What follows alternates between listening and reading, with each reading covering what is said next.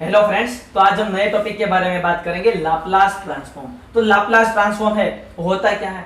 तो आप live cricket match देखते हो टीवी पे, वो किस तरह से होता है? तो यही यूज होता है लाप्लास ट्रांसफॉर्म।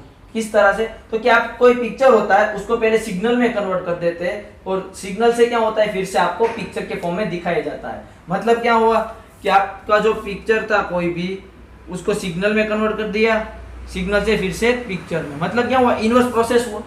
पहले पिक्चर से सिग्नल में गए, सिग्नल से फिर से पिक्चर में आ गए। मतलब कि हम जो भी ट्रांसफॉर्म सीखते हैं तब साथ साथ उसका इनवर्स भी आना जरूरी है। तो हम साथ में इनवर्स लेंगे जिससे क्या होगा कि आपको कोई डाउट नहीं रहेगा, साथ में देखते जाएंगे, मतलब आपके लिए इजी रहेगा।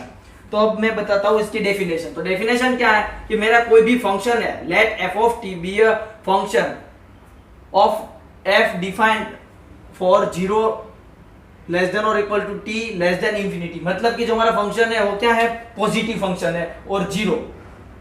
Then Laplace of transform of f of t, मतलब कि इसका लाप्लास एफ ऑफ टी क्या होगा? हम इसको एफ ऑफ एस से भी डिनोट कर सकते हैं। इट इज डिफाइंड बाय, तो ये हमारा फॉर्मूला है लाप्लास ट्रांसफॉर्म का। क्या है कि Laplace of f of t is equal to f of t, मतलब कि ये दोनों सेम ही है। Integration 0 to infinity e raise to minus s t into f of t d t. यहाँ पे देखिए जो मेरा एस है ना वो मेरा ऑलवेज 0 या ग्रेटर देन 0 होगा। क्यों? क्योंकि मेरा जो नेगेटिव होगा एस, तो मेरा इंटीग्रेशन पॉसिबल नहीं है, मतलब ये हमारा पॉजिटिव होगा। अब हम बात करते हैं कुछ एग्जांपल की और साथ में इनवर्स भी देख लेंगे, जिससे क्या होगा आपको कोई डाउट नहीं रहेगा और आसानी से आप क्लियर कर सकते हो कोई भी एग्जांपल। तो अभी एग्जांपल देखते हैं कि मुझे किसी ने बोला कि आप एक का लाप्लास ट्रांसफॉर्म निकालो, मतलब कि क्या? एल ऑफ 1 निकालना है। तो एल ऑफ 1 मतलब क्या हुआ? मेरा फंक्शन क्या हुआ? एफ ऑफ टी अभी 1 हुआ। तो इसका फॉर्मूला क्या है मेरा? हम एफ ऑफ एस से भी नोट करते हैं, 0 to infinity e raise to minus s t into f of t. F of t क्या है मेरा? अभी 1 इंटू डी टी। तो यहाँ पे क्या होगा कि integration 0 to infinity e raise to minus s t into d t. तो e raise to s t का इंटीग्रेशन क्या होगा? E raise to minus s t divide by s, minus s, क्योंकि माइनस एस है और हमारी limit है 0 to infinity. तो ई रेज टू माइनस, अभी हम टी की जगह पे इंफिनिटी रखेंगे अपर लिमिट, तब क्या होगा कि ये मेरा e raise to minus s t है, मतलब क्या हुआ? 1 अपॉन एस टी। अब मैं यहाँ पे इंफिनिटी रखूंगा तो ये मेरा ई रेज टू इंफिनिटी करेंगे तो ये 0 मिलेगा, टेंस टू 0 होगा। मतलब क्या हुआ? मेरा फर्स्ट टर्म तो 0 हो गया, सेकंड टर्म मतलब कि लोअर लिमिट लगाते हैं तो आगे माइनस आ जाएगा और 0 रखेंगे तो e raise to 0 divide by minus s. तो क्या हुआ? माइनस 1 अपॉन एस, क्योंकि ई रेज टू 0 1 होता है। तो मुझे एल ऑफ 1 क्या मिला? Laplace of 1, minus minus plus हो जाएगा 1 अपॉन एस। अब इसका इनवर्स क्या होगा? तो कि inverse L inverse 1 upon s is equal to 1 होगा। एल इस तरफ आ जाएगा तो L inverse 1 upon s is equal to 1। तो साथ में इनवर्स भी पता चल गया। अब आपको कोई भी इस तरह से पूछा जाए नंबर तो आप निकाल सकते हो। समझ में आया? अब हम देखते हैं कि हमें किसी ने पूछा कि आप Laplace of t raise to n का निकालो। तो टी रेज टू एन का क्या होगा? तो इंटीग्रेशन करेंगे 0 to infinity e raise to minus s t into t raise to n d t. तो यहाँ पे क्या होता है? इसका इंटीग्रेशन, इसको गामा बोलते हैं, gamma n plus 1 upon s raise to n plus 1। एक कुछ फॉर्मूला मैं आपको दिखाता हूँ जिससे क्या होगा कि आपको आगे, अभी हम एग्जांपल लेंगे तब आपको आसानी रहेगी। तो ये फॉर्मूला अभी आप याद रखते जाना। तो अभी मेरे टी रेज टू एन, अब मुझे कोई भी पावर दे दिया जाएगा, मतलब कि क्या पूछा गया कि मुझे पूछा कि टी रेज टू 11 का लाप्लास क्या होगा। तब हमें सिर्फ ये फॉर्मूला रखना है। क्या करना है? तो कि यहाँ जो पावर है उससे क्या होता था? n प्लस 1, मतलब कि gamma 12 divide by s raise to 12। तो इसका इनवर्स भी क्या होगा? L inverse 1 upon s raise to 12 is equal to t raise to 11 is it is, एक गामा यहाँ पे नीचे आ जाएगा। समझ में आ गया आपको? इसी तरह आपको पूछा गया कि डायरेक्ट ऐसा क्वेश्चन आ सकता है कि s रेज टू 99 क्या होगा, इसका इनवर्स। तो आपको क्या करना है? आपको याद होना चाहिए कि टी रेज टू 9 वाला फॉर्म है, मतलब कि टी रेज टू n वाला फॉर्म है। मतलब क्या होगा कि यहाँ पे 99 है तो टी रेज टू पावर 98 आएगा और डिवाइड बाय गामा जो s का पावर है इतना आएगा। समझ में आ गया? डायरेक्ट ट्रांसफॉर्म इनवर्स भी आप निकालना समझ गए किस तरह से होगा। अब हम कुछ और एग्जांपल लेते हैं। अभी आपको किसी ने पूछा कि Laplace of e raise to a t का क्या होगा, तो होगा 1 अपॉन एस माइनस ए। ये याद रखना, जिसे क्या होगा, इसका इनवर्स क्या होगा, 1 upon s minus a is equal to e raise to a t. अभी किसी ने पूछा कि Laplace of e raise to 3t का कितना होगा, तो आपको क्या करना है, सिर्फ 1 अपॉन एस माइनस 3 लगाना है।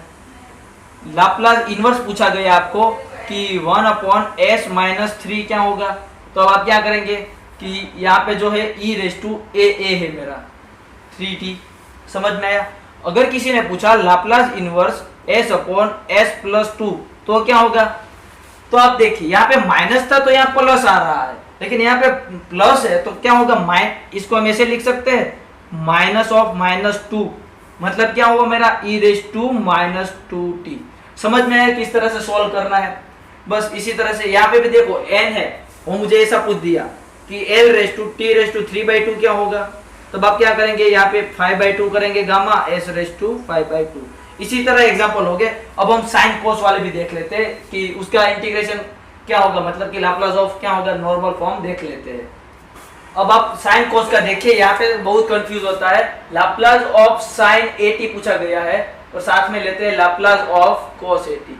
तो यहाँ पे क्या होता है कि जो हमारा साइन होता है तब यहाँ पे ए रहेगा, नीचे रहेगा एस स्क्वायर प्लस ए स्क्वायर, और cos 80 में क्या होगा, s upon s square plus s square. तो यहाँ पे क्या होता है कि आप देख सकते हो कि मेरा जब भी c से स्टार्ट होता है तब यहाँ पे s आएगा, वो याद रखो। साइन है तब a आता है, मतलब कि s वाला है साइन, तो यहाँ पे s नहीं आता है, ये याद रखना है। अब इसका इनवर्स क्या हो सकता है कि l इनवर्स आपको पूछा गया s square plus s square क्या होगा, तो कि l इधर आ गया, l इनवर्स मतलब कि साइन 80 डिवाइड बाय a।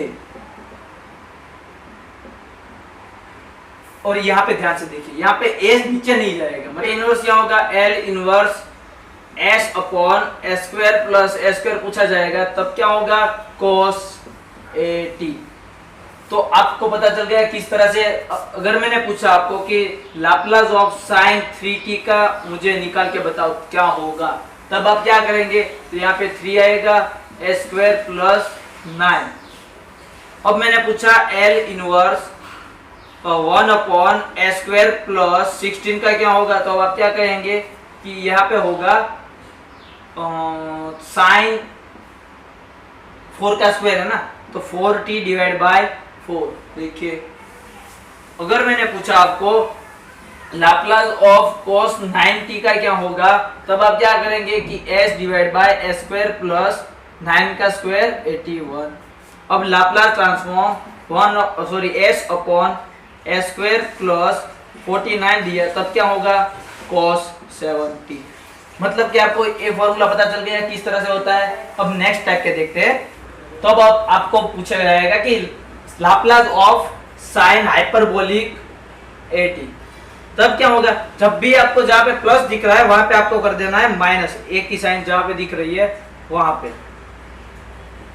समझ में आया।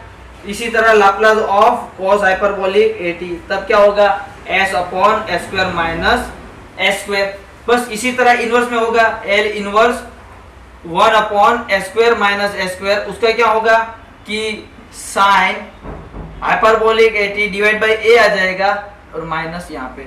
इसी तरह Laplace inverse of s upon s square में क्या होगा cos हाइपरबोलिक 80। समझ में आया। अब इधर प्लस ही रहेगा, सिर्फ नीचे ही माइनस आएगा। तो फ्रेंड्स अब हम नेक्स्ट वीडियो में मिलते हैं, वहां पे क्या होगा एग्जांपल देखेंगे कि किस टाइप के एग्जांपल पूछे जाते हैं।